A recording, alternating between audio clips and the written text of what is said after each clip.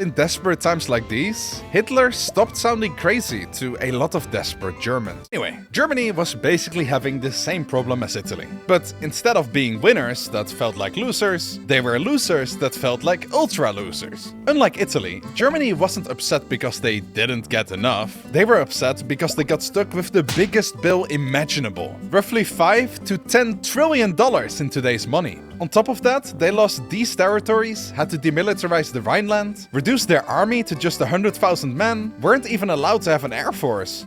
Needless to say, the Germans were not having a wunderbar time. Suddenly, a lot of Germans started looking for somebody to blame. That is Adolf Hitler, a failed artist and Europe's next big headache. He fought in World War I, somewhat was a surprisingly brave soldier, running as a trench messenger, which earned him 2 medals and 2 injuries. When he was laying blindfolded in bed, recovering from his second injury sustained from mustard gas, he finally heard the news. Germany had surrendered.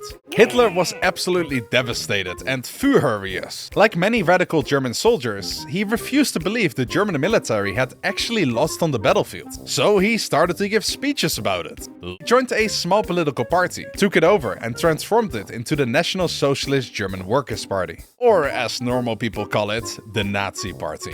Now, before you think Hitler was just a German Mussolini, he kinda was, but with one very important difference. While Mussolini mostly cared about the nation, Hitler cared about the nation and race. He became obsessed with the idea that Germany's problems weren't just caused by bad politicians, but by entire groups of people, especially Jews. Anyway, while Hitler was busy giving speeches, which he was extremely good at, Germany was busy falling apart. He gathered a bunch of supporters, marched into a beer hall, which is probably why we are here, and tried to overthrow the German government while downing some Jägermeister. Unsurprisingly, it failed, and he got thrown into prison and his party got banned.